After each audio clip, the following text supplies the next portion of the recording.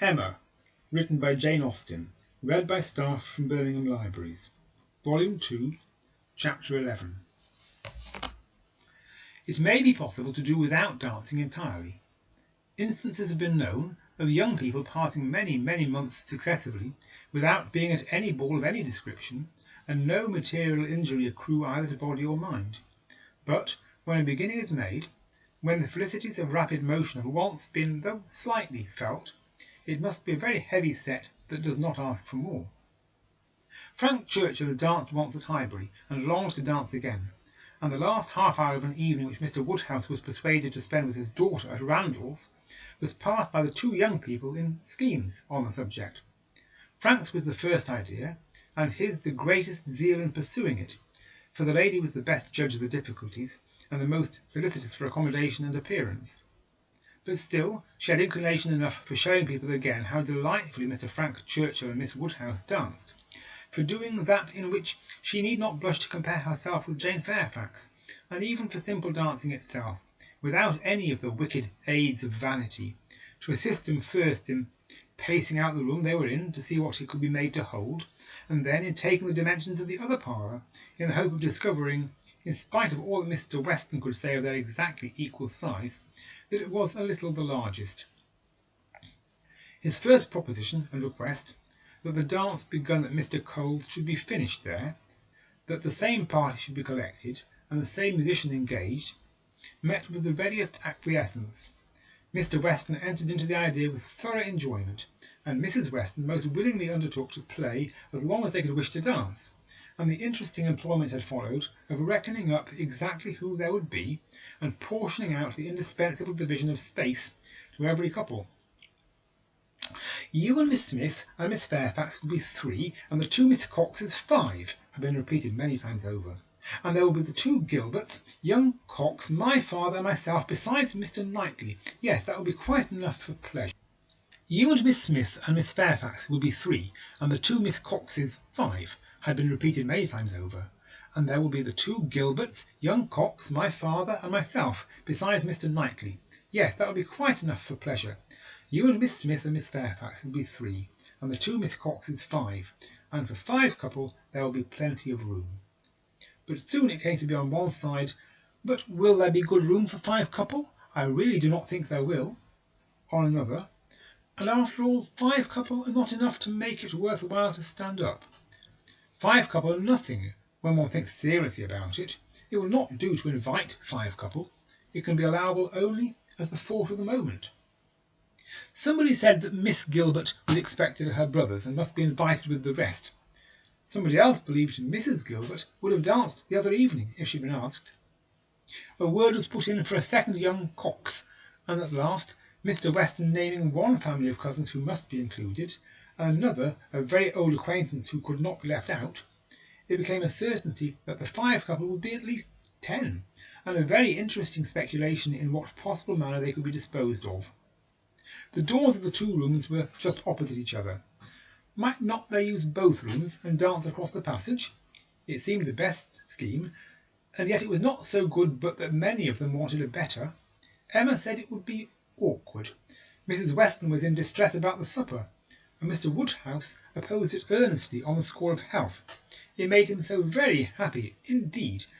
It made him so very unhappy indeed that it could not be persevered in. Oh no, said he, it would be the extreme of imprudence. I could not bear it for Emma. Emma is not strong. She would catch a dreadful cold, so would poor little Harriet. So you would all. Mrs. Weston, you will be quite laid up. Do not let them talk of such a wild thing. Pray do not let them talk of it.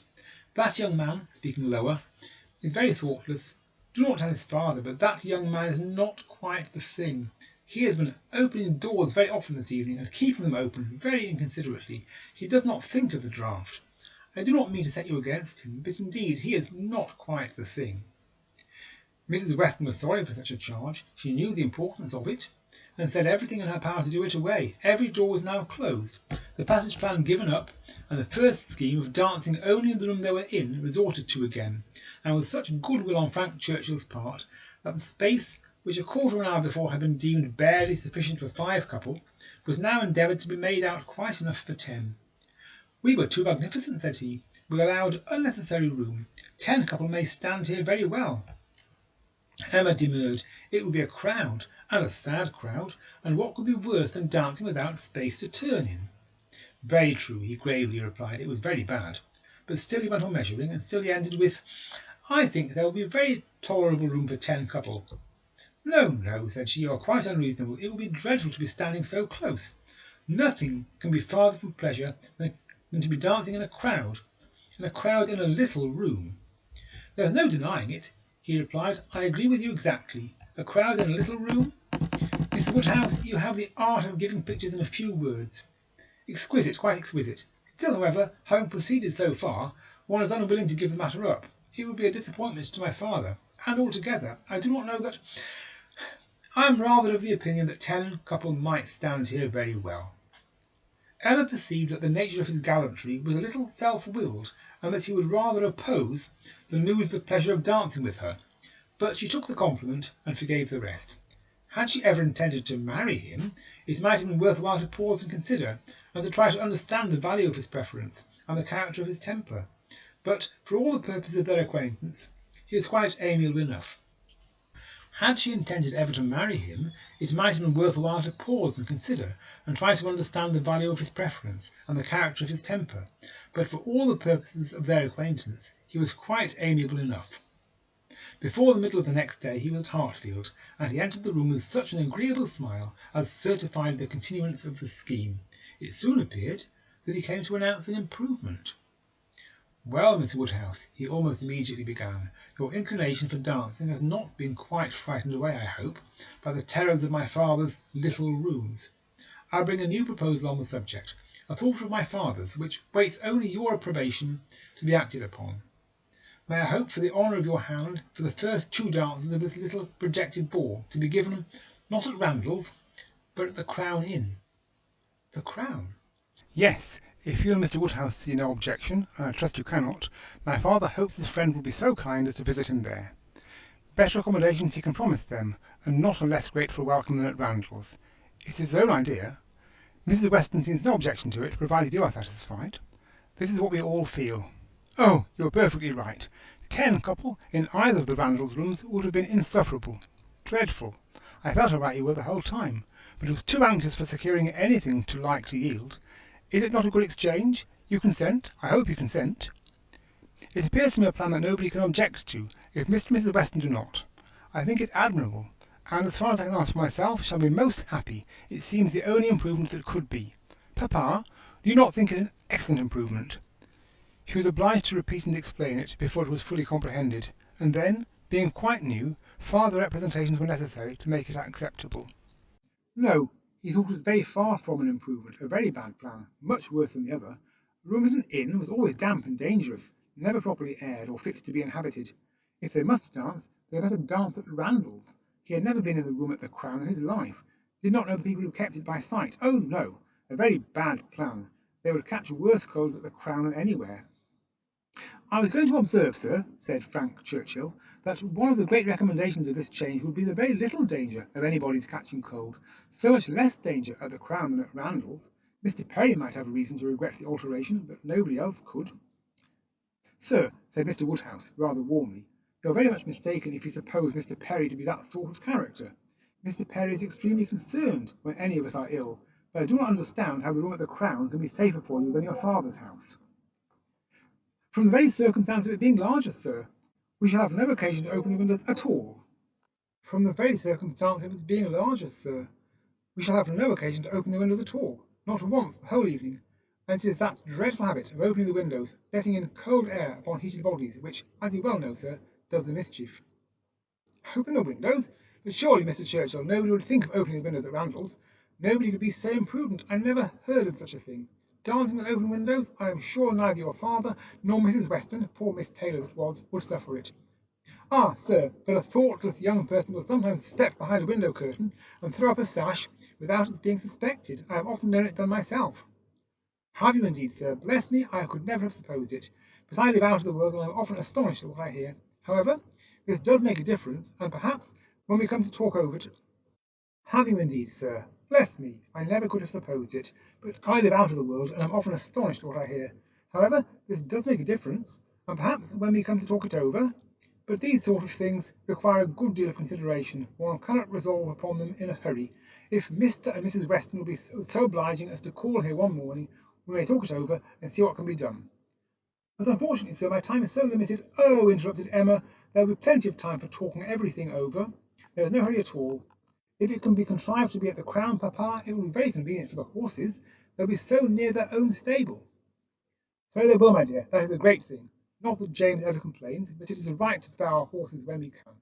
If I could be sure of the rooms being thoroughly aired, but is Mrs. Stokes to be trusted? I doubt it. I do not know her, even by sight. I can answer everything of that nature, sir, because it will be under Mrs. Weston's care. Mrs. Weston undertakes to direct the whole.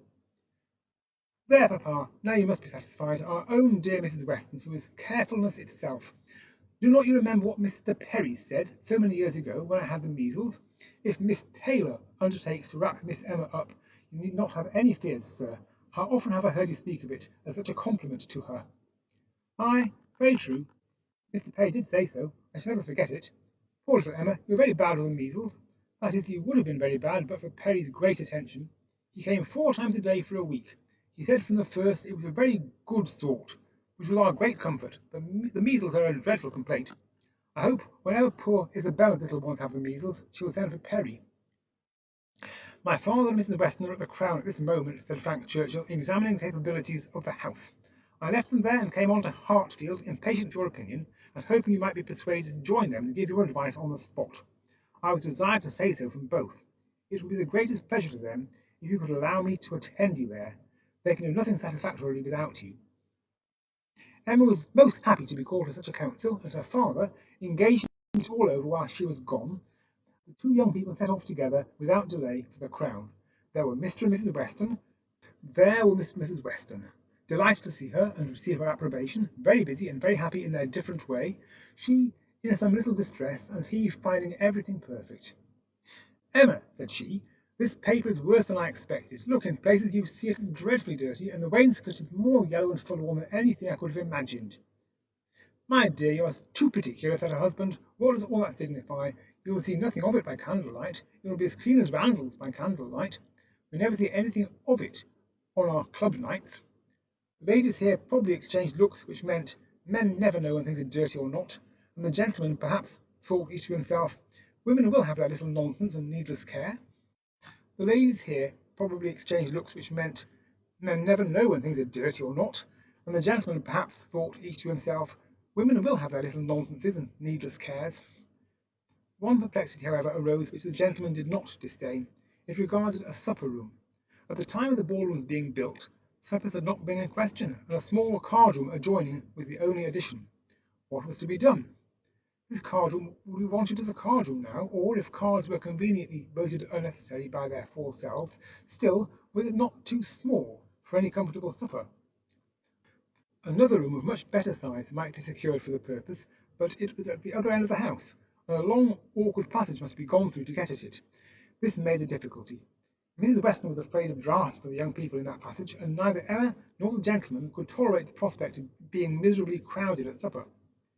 Mrs. Weston proposed having no regular supper, merely sandwiches, etc., set out in the little room, but that was scouted as a wretched suggestion. A private dance, without sitting down to supper, was pronounced an infamous fraud upon the rights of men and women, and Mrs. Weston must not speak of it again. She then took another line of expediency, and looking into the doubtful room, observed, I do not think it is so very small. We shall not be many, you know. And Mr. Weston, at the same time, walking briskly with long steps through the passage, was calling out, you talk a great deal of the length of this passage, my dear. It is a mere nothing, after all, and not the least draught from the stairs. I wish, said Mrs. Weston, one could know which arrangement our guests in general would like best. To do what would be most generally pleasing must be our object, if one could but tell what that would be. Yes, very true, cried Frank, very true. You want your neighbours' opinions. I do not wonder at you. If one could ascertain what the chief of them, the Coles, for instance, they are not far off. Shall I call upon them? Or Miss Bates? She is still nearer. I do not know whether Miss Bates is not as likely to understand the inclinations of the rest of the people as anybody. I think we do want a larger council. Suppose I go and invite Miss Bates to join us. Well, if you please, said Mrs. Weston, rather hesitating, if you think she would be of any use. "You will get nothing to the purpose from Miss Bates," said Emma. "She will be all delight and gratitude, but she will tell you nothing. She will not even listen to your questions. I see no advantage in consulting Miss Bates." "But she is so amusing, so extremely amusing. I am fond of hearing Miss Bates talk. I need not bring the whole family, you know." Here Mr. Weston joined them, and on hearing what was proposed, gave it his decided approbation. "I do, Frank. Go and fetch Miss Bates, and let us end the matter at once. She will enjoy the scheme, I am sure. And I do not know a properer person for showing us how to do away difficulties. Fetch Miss Bates. We are growing a little too nice. She is a standing lesson of how to be happy. But fetch them both. Invite them both." "Both, sir? Can the old lady—" "The old lady? No, the young lady, to be sure. I shall think you a great blockhead, Frank, if you bring the aunt without the niece." "Oh, I beg your pardon, sir. I did not immediately recollect. Undoubtedly, if you wish it, I will endeavour to persuade them both." And away he ran. Long before he reappeared, attending the short, neat, brisk-moving aunt and her elegant niece, Mrs. Weston, like a sweet-tempered woman and a good wife, had examined the passage again, and found the evils of it much less than she had supposed before, indeed very trifling, and here ended the difficulties of decision. All the rest, in speculation at least, was perfectly smooth. All the minor arrangements of table and chair, lights and music, tea and supper, made themselves, or were left as mere trifles to be settled at any time between Mrs. Weston and Mrs. Stokes. Everybody invited was certainly to come. Frank had already written to Enscombe to propose staying a few days beyond his fortnight, which could not possibly be refused, and a delightful dance it was to be. Most cordially, when Miss Bates arrived, did she agree that it must. As a counsellor she was not wanted, but as an approver, of much safer character, she was truly welcome. Her approbation, at once general and minute, warm and incessant, could not but please, and for another half hour they were all walking to and fro between the different rooms, some suggesting, some attending, and all in happy enjoyment of the future. The party did not break up without Emma's being positively secured for the first two dances by the hero of the evening, nor without her overhearing Mr. Weston whisper to his wife, "He has asked her, my dear. That's right. I knew he would." Most cordially, when Miss Bates arrived, did she agree that it must. As a counsellor she was not wanted, but as an approver, a much safer character, she was truly welcome. Her approbation, at once general and minute, warm and incessant, could not but please, and for another half hour they were all walking to and fro between the different rooms, some suggesting, some attending, and all in happy enjoyment of the future. The party did not break up without Emma's being positively secured for the two first dances by the hero of the evening, nor without her overhearing Mr. Weston whisper to his wife, "He has asked her, my dear. That's right. I knew he would." Emma, written by Jane Austen, read by staff from Birmingham Libraries. Volume 2, Chapter 12. One thing only was wanting to make the prospect of the ball completely satisfactory to Emma, is being fixed for a day within the granted term of Frank Churchill's stay in Surrey. For, in spite of Mr. Weston's confidence, she could not think it so very impossible that the Churchills might not allow their nephew to remain a day behind his fortnight. But this was not judged feasible. The preparations must take their time, nothing could be properly ready till the third week were entered on, and for a few days they must be planning, proceeding, and hoping in uncertainty, at the risk, in her opinion, the great risk, of it all being in vain. Enscombe, however, was gracious in fact, if not in word. His wish of staying longer evidently did not please, but it was not opposed. All was safe and prosperous, and as the removal of one solicitude generally makes way for another, Emma, being now certain of her ball, began to adopt as the next vexation Mr. Knightley's provoking indifference about it. Either because he did not dance himself, or because the plan had been formed without his being consulted, he seemed resolved that it should not interest him, determined against its exciting any present curiosity, or affording him any future amusement. To her voluntary communications Emma could get no more approving reply then. "Very well, if the Westons think it worth while to be at all this trouble for a few hours of noisy entertainment, I have nothing to say against it, but that they shall not choose pleasures for me. Oh yes, I must be there. I could not refuse, and I will keep as much awake as I can, but I would rather be at home looking over William Larkin's week's account, much rather, I confess. Pleasure in seeing dancing? Not I, indeed. I never look at it. I do not know who does. Fine dancing, I believe, like virtue, must be its own reward. Those who are standing by are usually thinking of something very different." This, Emma felt, was aimed at her, and it made her quite angry. It was not in the compliment to Jane Fairfax, however, that he was so indifferent or so indignant. He was not guided by her feelings in reprobating the ball, for she enjoyed the thought of it to an extraordinary degree. It made her animated, or open-hearted, she voluntarily said. "Oh, Miss Woodhouse, I hope nothing may happen to prevent the ball. What a disappointment it would be! I do look forward to it, I own, with very great pleasure."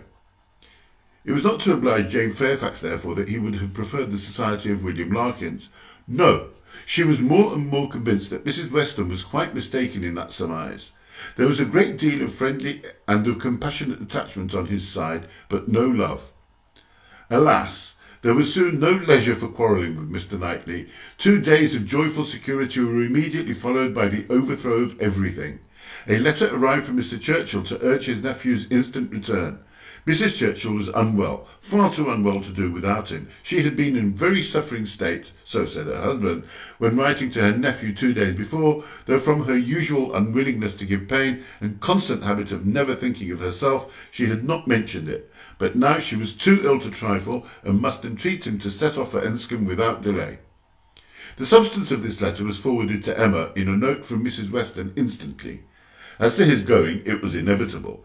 He must be gone within a few hours, though without feeling any real alarm for his aunt to lessen his repugnance.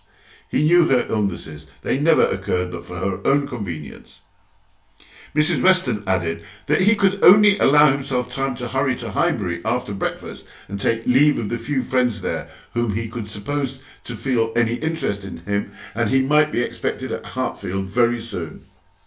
This wretched note was the finale of Emma's breakfast. When once it had been read, there was no doing anything but lament and exclaim.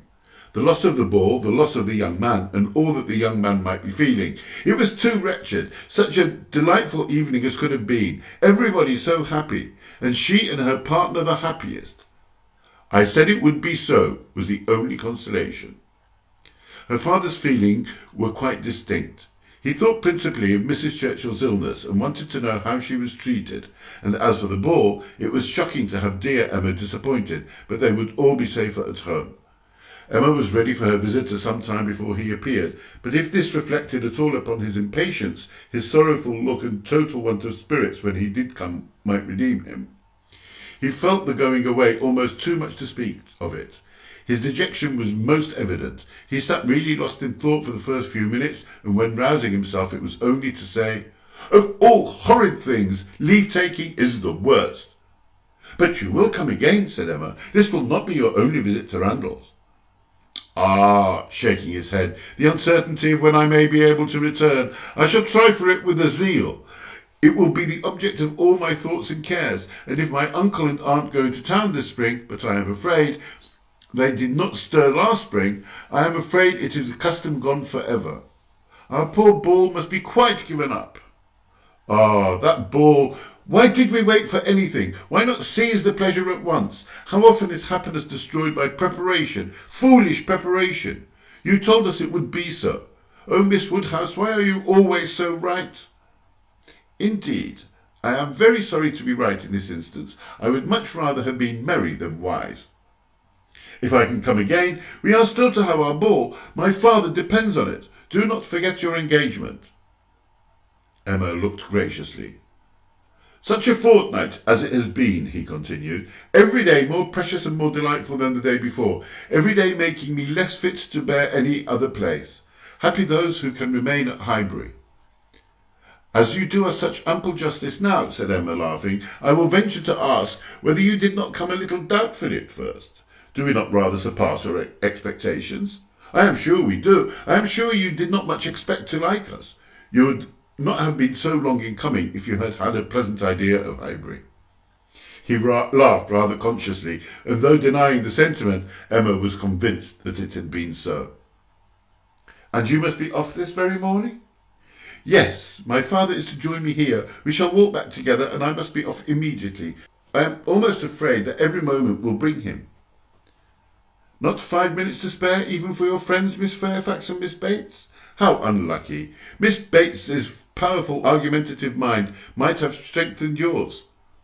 "Yes, I have called there. Past the door, I thought it better. It was the right thing to do. I went in for 3 minutes and was detained by Miss Bates's being absent. She was out, and I felt it impossible not to wait till she came in. She's a woman that one must laugh at, but that one would not wish to slight. It was better to pay my visit than... He hesitated, got up, walked to a window. In short, said he, perhaps, Miss Woodhouse, I think you can hardly be quite without suspicion. He looked at her, as if wanting to read her thoughts. She hardly knew what to say. It seemed like the forerunner of something absolutely serious, which she did not wish. Forcing herself to speak, therefore, in the hope of putting it by, she calmly said, You are quite in the right. It was most natural to pay your visit then. He was silent. She believed he was looking at her, probably reflecting on what she had said and trying to understand the manner. She heard him sigh. It was natural for him to feel that he had cause to sigh. He could not believe her to be encouraging him. A few awkward moments passed and he sat down again, and in a more determined manner still. It was something to feel that all the rest of my time might be given to Hartfield. My regard for Hartfield is most warm. He stopped again, rose again, and seemed quite embarrassed. He was more in love with her than Emma had supposed, and who could say how it might have ended if his father had not made his appearance? Mr. Woodhouse soon followed, and the necessity of exertion made him composed. A very few minutes more, however, completed the present trial. Mr. Weston, always alert when business was to be done, and as incapable of procrastinating any evil that was inevitable, as of foreseeing any that was doubtful, said, It was time to go. And the young man, though he might and did sigh, could not but agree to take leave. I shall hear about you all, said he. That is my chief consolation. I shall hear of everything that is going on among you. I have engaged Mrs. Weston to correspond with me. She had been so kind as to promise it. Oh, the blessing of a female correspondent when one is really interested in the absent. She will tell me everything. In her letters I shall be at dear Highbury again. A very friendly shake of the hand, a very earnest goodbye closed the speech, and the door had soon shut out Frank Churchill. Short had been the notice, short their meeting. He was gone, and Emma felt so sorry to part, and foresaw so great a loss to their little society from the absence, as to begin to be afraid of being too sorry and feeling it too much. It was a sad change. They had been meeting almost every day since his arrival. Certainly his being at Randalls had given great spirit to the last 2 weeks. Indescribable spirit. The idea, the expectation of seeing him, which every morning had brought, the assurance of his attentions, the liveliness, his manners. It had been a very happy fortnight, and forlorn must be the sinking from it into the common course of Hartfield days. To complete every other recommendation, he had almost told her that he loved her. What strength or what constancy of affection he might be subject to was another point. But at present she could not doubt his having a decidedly warm admiration, a conscious preference of herself, and this persuasion, joined to all the rest, made her think that she must be a little in love with him, in spite of every previous determination against it. I certainly must, said she. This sensation of listlessness, weariness, stupidity, this disinclination to sit down and employ myself, this feeling of everything's being dull and insipid about the house. I must be in love. I should be the oddest creature in the world if I were not, for a few weeks at least. Well, evil to some is always good to others. I shall have many fellow mourners for the ball, if not for Frank Churchill, but Mr. Knightley will be happy. He may spend the evening with his dear William Larkins now, if he likes. Mr. Knightley, however, showed no triumphant happiness. He could not say that he was sorry on his own account. His very cheerful look would have contradicted him if he had. But he said, and very steadily, that he was sorry for the disappointment of the others, and with considerable kindness added, You, Emma, who have so few opportunities of dancing, you are really out of luck. You are very much out of luck. It was some days before she saw Jane Fairfax, to judge of her honest regret in this woeful change, but when they did meet, her composure was odious. She had been particularly unwell, however, suffering from headache to a degree, which made her aunt declare that had the ball taken place, she did not think Jane could have attended it, and it was charity to impute some of her unbecoming indifference to the languor of ill health.